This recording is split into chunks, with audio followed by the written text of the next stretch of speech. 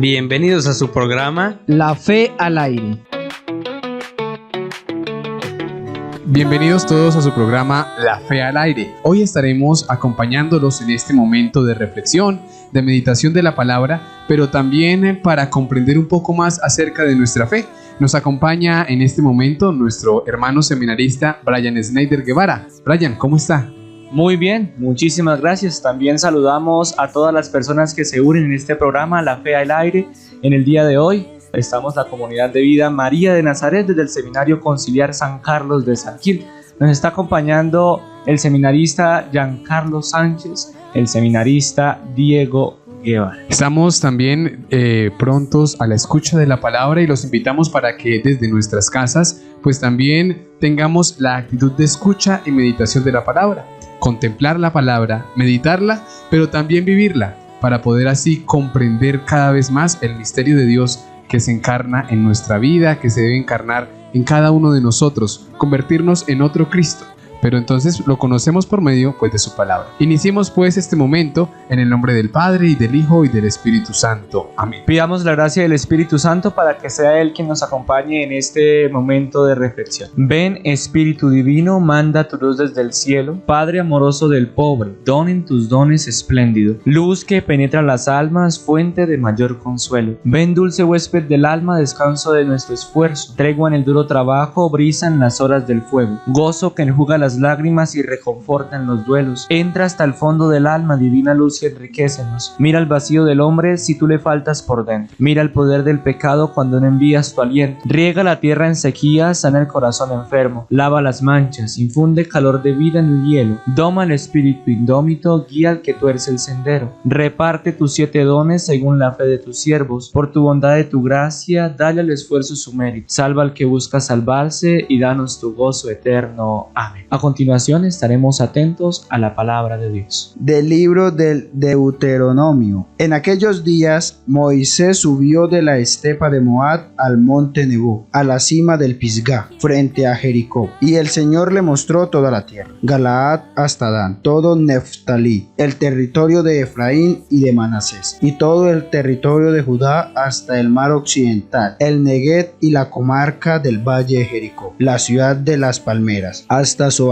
Y le dijo: esta es la tierra que prometí con juramento a Abraham, a Isaac y a Jacob, diciéndoles: se la daré a tu descendencia. Te la he hecho ver con tus propios ojos, pero no entrarás en ella. Y allí murió Moisés, siervo del Señor, en el territorio de Moab, como había dispuesto el Señor. Lo enterraron en el valle de Moab, frente a Bet-peor, y hasta el día de hoy nadie ha conocido el lugar de su tumba. Moisés murió a la edad de 120 años, no había perdido vista ni había decaído su vigor. Los hijos de Israel lloraron a Moisés en la estepa de Moab durante 30 días, hasta que terminó el tiempo del duelo por Moisés. Josué, hijo de Nun, estaba lleno del espíritu de sabiduría, porque Moisés le había impuesto las manos. Los hijos de Israel lo obedecieron e hicieron como el Señor había mandado a Moisés. No surgió en Israel otro profeta como Moisés, con quien el Señor trataba cara a cara, ni semejante a él en los signos y prodigios que el Señor le envió a hacer en Egipto contra el faraón, su corte y su país, ni en la mano poderosa, en los terribles portentos que obró Moisés en presencia de todo Israel. Palabra de Dios. Te alabamos, Señor. Bendito sea Dios que me ha devuelto la vida. Bendito sea Dios que me ha devuelto la vida. Aclama al Señor tierra entera. Toquen en honor de su nombre. Canten himnos a su gloria. Digan a Dios qué temibles son tus obras. Bendito sea Dios que me ha devuelto la vida. Vengan a ver las obras de Dios, sus temibles proezas en favor de los hombres. Los que temen a Dios, vengan a escuchar. Les contaré lo que ha hecho conmigo. A él grito mi boca y lo ensalzo mi lengua. Bendito sea Dios que me ha devuelto la vida. Del Evangelio según San Mateo. En aquel tiempo, Jesús dijo a sus discípulos: si tu hermano comete un pecado, ve y amonéstalo a solas. Si te escucha, habrás salvado a tu hermano. Si no te hace caso, hazte acompañar de 1 o 2 personas, para que todo lo que se diga conste por boca de 2 o 3 testigos. Pero si ni así te hace caso, díselo a la comunidad. Y si ni a la comunidad le hace caso, apártate de él como un pagano o de un publicano. Yo les aseguro que todo lo que aten en la tierra quedará atado en el cielo, y todo lo que desaten en la tierra quedará desatado en el cielo. Yo les aseguro también que si 2 de ustedes se ponen de acuerdo para pedir algo, sea lo que fuere, mi Padre Celestial se lo concederá, pues donde 2 o 3 se reúnen en mi nombre, ahí estoy yo en medio de ellos. Palabra del Señor. Gloria a ti, Señor Jesús. Bien, estas lecturas del día de hoy nos permiten también comprender e interpelar nuestra vida.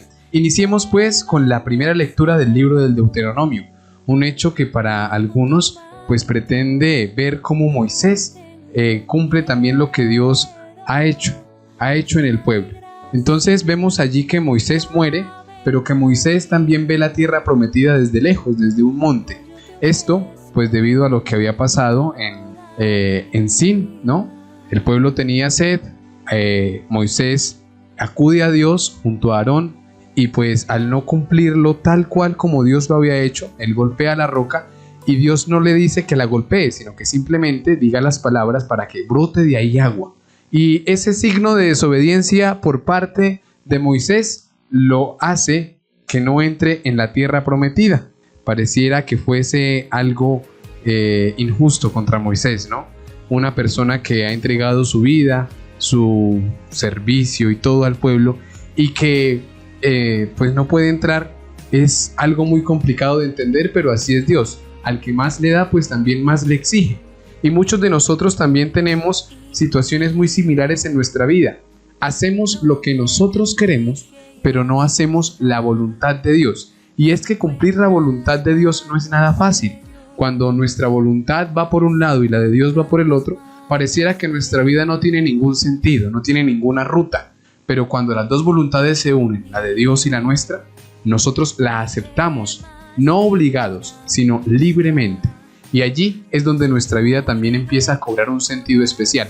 Moisés desde un principio aceptó ese llamado de Dios y fue el que sacó al pueblo de Israel del país de Egipto, fue el que lo acompañó, el que estuvo con ellos, el que les dio la ley también que Dios le había dado, fue instrumento también de Dios en el pueblo, los corrigió, los educó, estuvo ahí según los mandatos y pareciese que fuese injusto, pero no, Dios es un Dios de amor, de misericordia y también de justicia.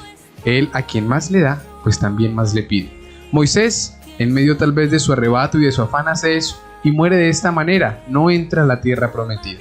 Entonces, primera enseñanza para este momento, hay que hacer la voluntad de Dios y recordar muchas veces, la voluntad de Dios no es nuestra propia voluntad. Nosotros los humanos tendemos a ser muy caprichosos, a hacer lo que nosotros queremos y debemos empezar a comprender eso y abrir nuestro corazón, decir, Dios quiere esto de mí, entonces voy a hacerlo bien. Y es precisamente eso. A ustedes, padres de familia, tal vez que nos escucha, Dios quiere de ustedes que sean buenos padres de familia. Es decir, que eduquen a sus hijos en la fe, que los acompañen, que estén con ellos, que los eduquen con amor, con cariño, con paciencia. Lógicamente también exigiéndoles, porque no los pueden dejar a la deriva. Pero también es importante hacer bien lo que somos. Si somos hijos también, Dios quiere de nosotros que seamos buenos hijos, que escuchemos a nuestros padres, que los acompañemos, que no los dejemos solos también en la vejez, que estemos ahí junto a ellos, que le obedezcamos porque ellos conocen qué es lo bueno para nosotros. Y muchas veces, por desobediencia o rebeldía, cometemos muchos errores. ¿Cuántos jóvenes hoy no se encuentran en una cárcel o tal vez en algún otro lugar por desobedecer a sus padres? Tal vez por meterse en temas como la drogadicción o en algunas otras situaciones que son difíciles, simplemente por ser desobedientes, por decir, es que yo sí sé cómo es la vida, yo sí sé cómo funciona, yo sí sé lo que significa vivir. Mi papá y mi mamá no saben nada, pero es importante escuchar. Y es que Dios se manifiesta en el mundo por medio de las personas. Usted tiene un papá, una mamá, una familia que los acompaña, bueno, esa es la voz de Dios que lo guía, que lo orienta, que está con usted y que le permite también tener una buena vida. Entonces, hacer la voluntad de Dios es saber hacer bien lo que soy, como hijo, como padre de familia, tal vez hasta en mi propio trabajo, cuando salgo de pronto a trabajar en el campo, cuando voy a la oficina, saber que estoy rodeado de muchas personas y que mi presencia puede transformar al otro, tal vez escuchar al otro. Siempre tendemos como esa intención a que nos escuchen, pero es importante también escuchar al otro porque hace parte de nuestra vida cristiana, el sabernos también escuchados y amados por Dios. Hacer la voluntad de Dios no es fácil, pero también hay que entrar en ese ámbito de la oración para comprender la voluntad de Dios y para tener la fortaleza y la capacidad de cumplirla. Primera invitación, hacer la voluntad de Dios. También vemos que en este texto bíblico, quien queda al mando del pueblo de Israel es Josué, hijo de Nun, dice el texto, que estaba lleno del espíritu de sabiduría. Es importante también saber que Dios a lo largo de toda la historia de salvación nunca deja solo a su pueblo. Y en este momento nosotros los bautizados somos el pueblo elegido por Dios, un pueblo que también responde a ese llamado que Dios le hace. Ya no nos circuncidamos ciertamente porque ya no es necesario, pero sí tendremos que saber que los bautizados somos el pueblo elegido por Dios y que ahora somos nosotros también quienes estamos llamados a llevar la luz de Dios al mundo. Pero tenemos pastores, así que no nos preocupemos, Dios nunca nos deja solos. Dios siempre está con nosotros y de alguna manera nos va acompañando y va guiando en este caminar propio, a nivel comunitario, pero también a nivel individual. En casa tal vez son los papás, en una comunidad más grande tal vez puede ser el sacerdote, y en una diócesis pues tenemos a nuestro obispo que nos guía, que nos orienta y que nos va indicando el camino que debemos seguir y va ayudando también a leer los signos de los tiempos en los cuales estamos. Es una invitación también a la obediencia y también a comprender que no sé todo, no lo comprendo, pero que hay unos instrumentos de Dios en el mundo que permiten comprender las realidades pues, y también que Dios nos da. En el Evangelio encontramos un texto muy bello y es lo que conocemos como la corrección fraterna. Y qué difícil es corregirnos entre nosotros, qué difícil es aceptar que el otro pueda corregirme. Tal vez porque creo que sabe menos que yo, tal vez porque pienso que yo soy el que tengo la razón y porque soy tan egoísta y me centro tanto en mí, tan narcisista, que esa realidad de abrirme al otro y a escuchar al otro y al aceptar al otro, también acepto que el otro hace en mí un trabajo grande, pues también está llamado a educar y cada uno de nosotros dentro de nuestra comunidad debe hacer esto. Entonces, el texto nos propone algunos pasos para la corrección fraterna. Si tú ves que tu hermano no está haciendo lo correcto, llámalo a solas, aparte, y corrige. Si tu hermano te escucha, ha hecho bien y ha salvado su alma. Si no te escucha, ahora llama a 1, a 2 o a 3 y corrígelo. Y si no, a la comunidad. Son los pasos a seguir. Hay que aprender también a corregir, no es simplemente regañar. Y hay que aprender a hacerlo dentro de nuestras comunidades, dentro de nuestra vida pastoral. Es importante reconocer que fallamos, que pecamos, pero que no nos quedamos ahí simplemente, que debemos avanzar, debemos continuar nuestro camino, debemos seguir el camino de la santidad. ¿Cómo lo hacemos? Pues lo hacemos al lado de nuestros hermanos. Nosotros no estamos solos, no podemos salvarnos solos. Inclusive las obras de misericordia no pueden hacerse solas. Necesitamos del otro para que podamos cumplirlas. Y es que también en el otro encontramos a Jesús. Y tal vez uno espera muchas veces que Jesús siempre le dé la razón a uno. Pero no, realmente no. Jesús nos corrige con amor. Y Jesús también permite que nuestra vida se ilumine por medio de la de otros. Y así podemos aclamar con el Salmo: bendito sea Dios que me ha devuelto la vida. Cuando soy capaz de comprender la realidad en la que vivo, cuando soy capaz de corregirla, cuando soy capaz de vivir de una manera diferente y mi vida comienza a transformarse y verdaderamente a convertirme, puedo decir: bendito sea Dios que me ha devuelto la vida, tal como lo dice el Salmo. Y Dios nos da la vida. Él es el autor de la vida en abundancia. Así que, mis queridos oyentes, no tengamos miedo de ser corregidos. Es importante aceptar la corrección con mucha humildad y sencillez y empezar caminos, verdaderos caminos de conversión que nos permitan alcanzar la santidad de vida. Porque después de todo, esa es nuestra vocación en común, la santidad de vida. Un camino que empezamos desde el bautismo, que no nos cansamos de recorrer a lo largo de nuestra vida, que a veces pareciera que nos alejáramos de Dios, pero no. Dios siempre está con nosotros nos acompaña tal como lo hizo con el pueblo de Israel, allá con Moisés, pero también nos guía y orienta. Es como si nos llamara la atención y actuara concretamente en nuestra vida, porque Dios no es un Dios que crea y se va, al contrario, Él crea y permanece con nosotros y nos convierte en sus hijos. Así que a corregirnos fraternalmente. Es difícil aceptar la corrección de otro, es difícil comprender que tal vez otro tenga la razón y yo no, pero ahí es cuando comienza el Evangelio a calar en nuestro corazón. Nuestra fe no es simplemente para pedir milagros grandiosos en nuestra vida, sino que también es una fe que nos permite ser cristianos, ser verdaderos cristianos. Y un verdadero cristiano es aquel pues que escucha a Cristo. Y como reconocemos en la persona que tenemos a nuestro lado a Cristo, también ahí podemos reconocer las palabras de Cristo en nuestra vida. Ciertamente todas las palabras que la persona nos pueda decir pues no pueden venir de Cristo, pero hay cosas y debemos empezar a crear el discernimiento necesario para escuchar la voz de Dios en nuestra vida, en nuestro instante, porque Dios también nos va educando, va transformando nuestro corazón, lo va volviendo más humano, más cristiano, lo va volviendo, en una palabra, un corazón lleno de amor, de bondad y de servicio. Oremos también la palabra, oremos con este mensaje. Recordemos, hacer la voluntad de Dios, saber que Dios no nos desampara y aprender a escuchar a Dios en las situaciones concretas de nuestra vida, de manera especial en la corrección fraterna que es tan difícil en nuestra vida. Señor Jesús, te damos gracias por las bondades que hemos recibido, te damos gracias por el techo que nos cubre, por la comida que nos alimenta, por los amigos que están con nosotros, por nuestra familia. Te pedimos, Señor, que nos ayudes a ser humildes y sencillos de corazón para aceptar tu palabra y para permitir que tu palabra cale en nosotros.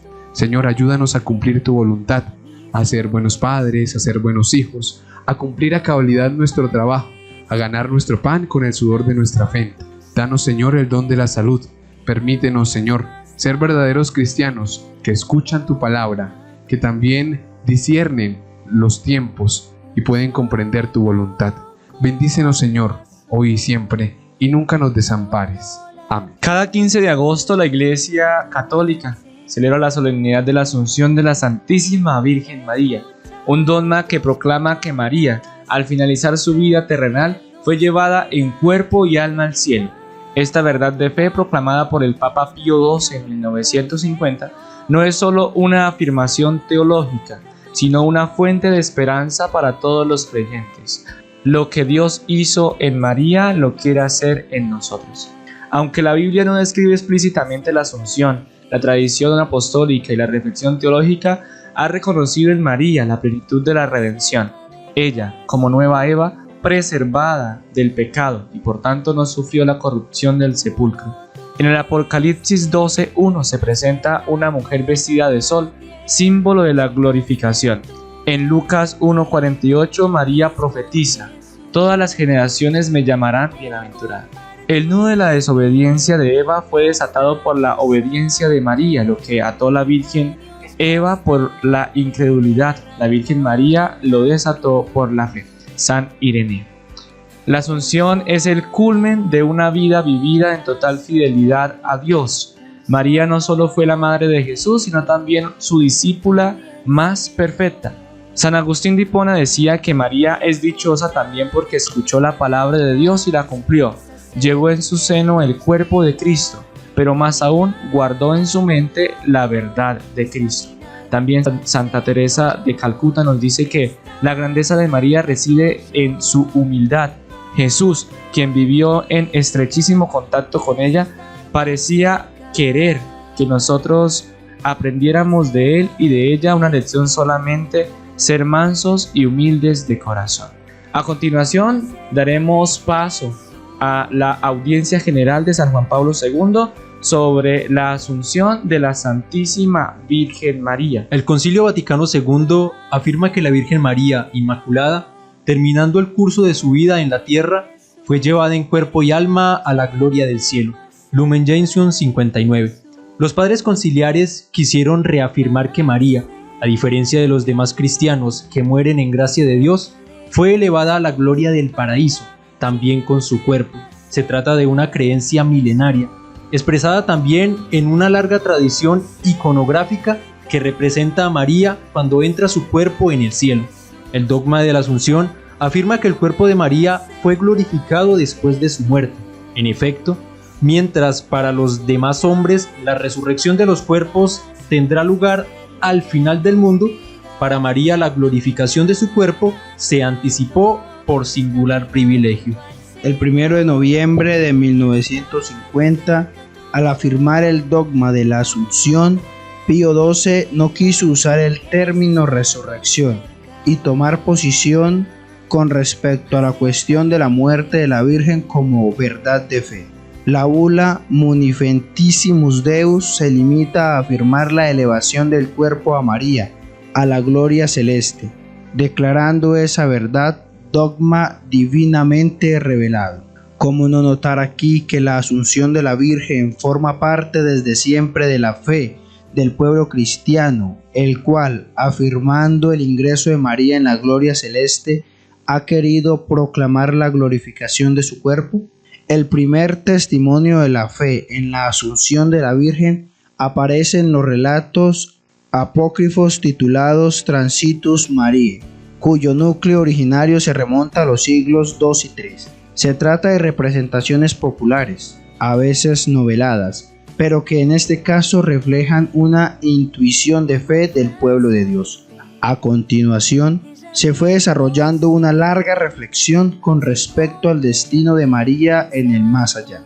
Esto, poco a poco, llevó a los creyentes a la fe en la elevación gloriosa de la Madre de Jesús, en alma y cuerpo, y a la institución en Oriente de las fiestas litúrgicas de la Dormición y de la Asunción de María. La fe en el destino glorioso del alma y del cuerpo de la Madre del Señor, después de su muerte, desde Oriente se difundió a Occidente con gran rapidez y, a partir del siglo XIV, se generalizó. En nuestro siglo, en vísperas de la definición del dogma, constituía una verdad casi universalmente aceptada y profesada por la comunidad cristiana en todo el mundo. Así, en mayo de 1946, con la encíclica Dei Pare Virginis Mariae, Pío XII promovió una amplia consulta, interpelando a los obispos y a través de ellos a los sacerdotes y al pueblo de Dios, sobre la posibilidad y la oportunidad de definir la asunción corporal de María como dogma de fe. El recuento fue ampliamente positivo, solo 6 respuestas entre 1.181 manifestaban algunas reservas sobre el carácter revelado de esa verdad. Citando este dato, la bula Munificentissimus Deus afirma el consentimiento universal del magisterio ordinario de la Iglesia, que proporciona un argumento cierto y sólido para probar que la asunción corporal de la Santísima Virgen María al cielo es una verdad revelada por Dios y por tanto debe ser creída firme y fielmente por todos los hijos de la Iglesia. La definición del dogma, de acuerdo con la fe universal del pueblo de Dios, excluye definitivamente toda duda y exige la adhesión expresa de todos los cristianos. Después de haber subrayado la fe actual de la Iglesia en la Asunción, la bula recuerda la base escriturística de esa verdad. El Nuevo Testamento, aún sin afirmar explícitamente la Asunción de María, ofrece su fundamento, porque pone muy bien de relieve la unión perfecta de la Santísima Virgen con el destino de Jesús. Esta unión, que se manifiesta ya desde la prodigiosa concepción del Salvador, es la participación de la Madre en la misión de su Hijo y sobre todo en su asociación al sacrificio redentor. No puede por menos de exigir una continuación después de la muerte. María, perfectamente unida a la vida y a la obra salvífica de Jesús, compartió su destino celeste en alma y cuerpo. La citada bula Munificentissimus Deus, refiriéndose a la participación de la mujer del protoevangelio en la lucha contra la serpiente y reconociendo en María a la nueva Eva, presenta la Asunción como consecuencia de la unión de María a la obra redentora de Cristo. Al respecto afirma: por eso, de la misma manera que la gloriosa resurrección de Cristo fue parte esencial y último trofeo de esta victoria, así la lucha de la bienaventurada Virgen, común con su Hijo, había de concluir con la glorificación de su cuerpo virginal. La Asunción es, por consiguiente, el punto de llegada de la lucha que comprometió el amor generoso de María en la redención de la humanidad, y es fruto de su participación única en la victoria de la cruz. Oración por la asunción de la Santísima Virgen María. Alégrate y gózate, hija de Jerusalén, mira a tu rey que viene a ti, humilde, a darte tu parte en su victoria. Eres la primera de los redimidos porque fuiste la adelantada de la fe. Hoy tu Hijo te viene a buscar, Virgen y Madre. Ven, amada mía, te pondré sobre mi trono, prendado está el Rey de tu belleza. Te quiero junto a mí para consumar mi obra salvadora. Ya tienes preparada tu casa donde voy a celebrar las bodas del Cordero, templo del Espíritu Santo, arca de la nueva alianza, horno de barro, con pan a punto de 1000 sabores. Mujer vestida del sol, tú das a luz al Salvador que empuja hacia el nuevo nacimiento. Dichosa tú que has creído, porque lo que se te ha dicho de parte del Señor, en ti ya se ha cumplido. María Asunta, signo de esperanza y de consuelo, de humanidad nueva y redimida, danos de tu Hijo, ser como tú, llenas del Espíritu Santo, para ser fieles a la palabra que nos llama a ser, también como tú, sacramentos del reino. Hoy tu sí, María, tu fiat, se encuentra con el sí de Dios, a su criatura en la realización de su alianza, en el abrazo de un solo sí. Amén. El Señor Todopoderoso nos bendiga y nos acompañe en el nombre del Padre, y del Hijo, y del Espíritu Santo. Amén. Este es un programa desde el Seminario Conciliar San Carlos Borromeo de San Gil.